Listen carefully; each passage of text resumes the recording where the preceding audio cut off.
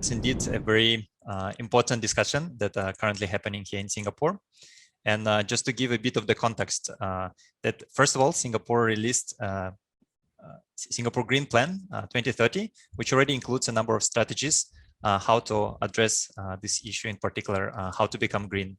But more particularly, when we're talking about energy industry, the Energy Market Authority of Singapore, they announced 4 major switches for the energy industry and how to proceed to decarbonize the economy in a sustainable manner.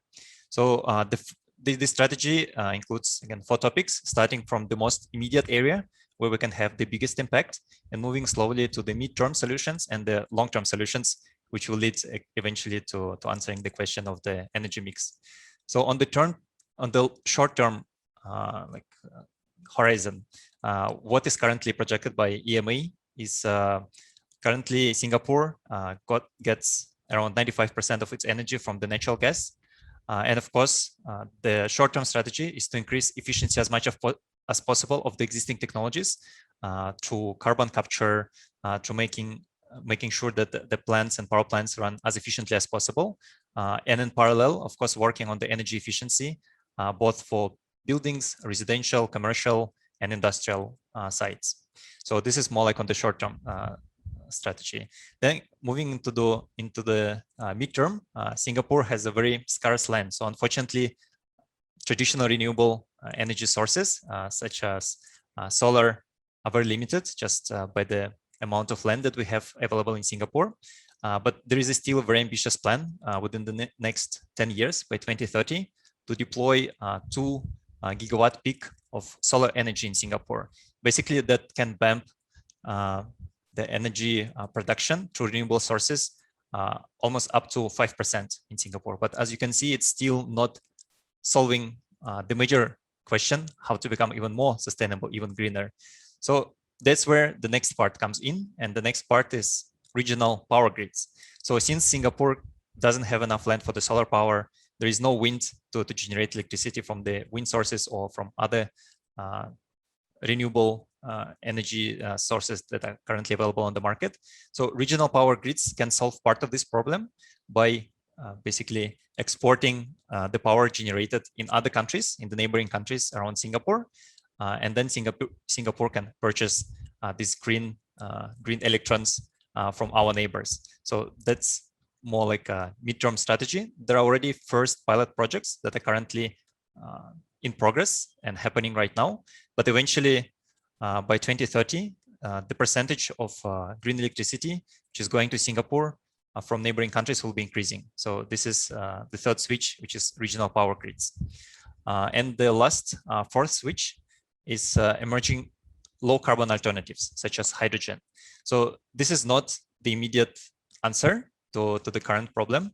And that's more the solution for the next 10, 20 years to get any meaningful percentage of energy generated from, for example, green hydrogen source.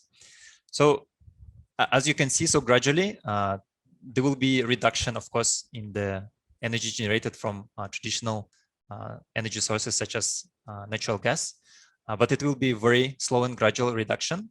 And hopefully the biggest bump will come from regional power grids, be it from the neighboring countries or as far as the sun cable from Australia.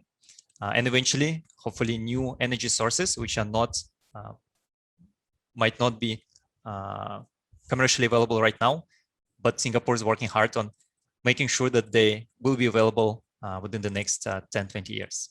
So 4 switches, natural gas and energy efficiency, solar panels in Singapore and solar energy generation here, regional power grids, and low carbon alternatives. That's a very interesting question. And I think you're talking about the project Sun Cable. Just the brief introduction of the project is that there will be a huge solar plant in Australia, which will generate clean energy. And later this energy will be transmitted through the high voltage DC cable to Singapore and then distributed here in the region. So the idea is very ambitious, and I think it's a very unique project globally. So of course, when we're talking about challenges, there is the whole complex of angles that need to be considered. Of course, when you talk about such a collaboration on a scale when several countries need to be involved in this project, there are some political issues, some political risks that you need to consider, and that all countries should be on board with this project happening. And countries, consumers like Singapore or neighboring countries, they need to agree to purchase specific amounts of this energy through power purchase agreements or through other mechanisms, so that developers and investors who put money into development of such project, they know that there is a future, that there is a long-term future for this project, and that they can return the investment. So political side is the first part that needs to be addressed. The second part, of course, is on the financial side. You need to find enough investors who will believe in such a bold project, in such a bold statement, that you can transport clean energy almost 4,000 kilometers from Australia, or like under the water cable to Singapore and to Southeast Asia. So financial part is the second challenge. And the third one, of course, is the technical one. So it's not a very complex issue to build a solar plant anymore, but how to build it on such a scale, how to arrange and organize the energy storage for such a huge development, which will be over 10 gigawatt peak, if I'm not mistaken, and then how to transport it again over 4,000 kilometers to Singapore, and then distribute it here locally, not only in Singapore but to the neighboring countries. So there will be a lot of technical issues. So as far as I know, the plan is currently to finish this project by 2027. But again, to be honest, given the complexity and everything, I would not be surprised if we can see this project to the fruition only in 2030 or so. In parallel to that, so this is one of the examples of generating clean energy in Australia and exporting it to Singapore. There is another considerations that are happening in parallel to that. Namely, it's the hydrogen. So everyone is talking about green hydrogen economy.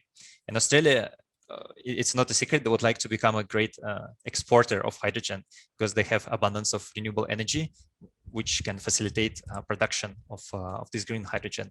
And eventually, of course, this green hydrogen should be transported to other countries that can consume it. For example, like Singapore, which doesn't have their own renewable energy sources.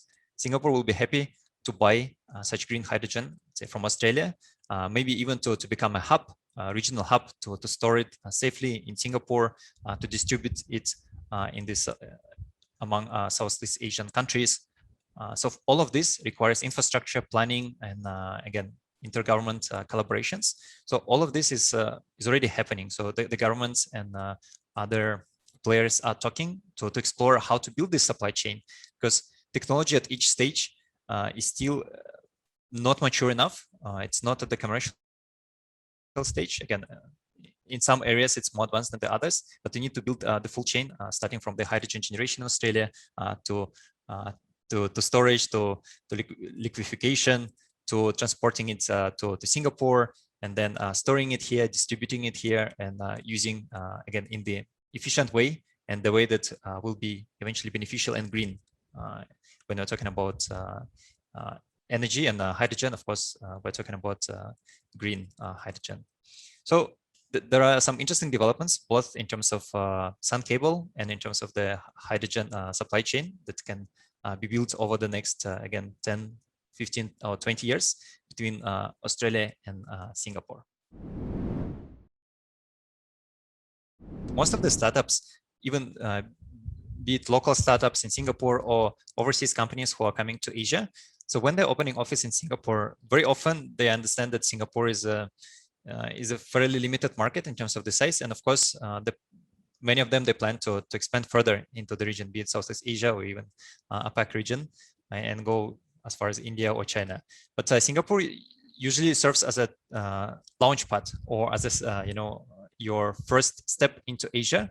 Again, thanks to the infrastructure, to the government support, to ease of doing business, and also establishing your first network. But you're right, eventually startups come to either centers of innovations or other partners, again, government agency, consultants, or just looking for investment partners or corporate partners who can help them to to expand further. So after setting up in Singapore, they're looking what is the next most suitable market, because again, each market is very different.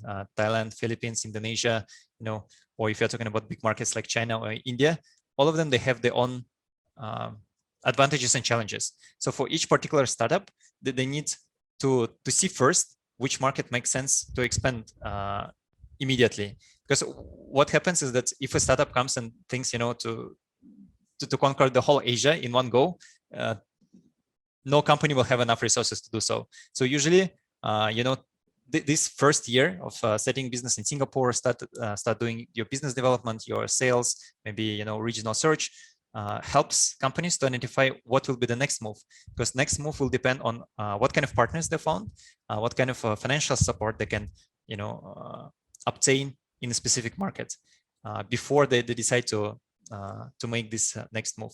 So you're right. Eventually, most of the companies are targeting markets in Southeast Asia or further.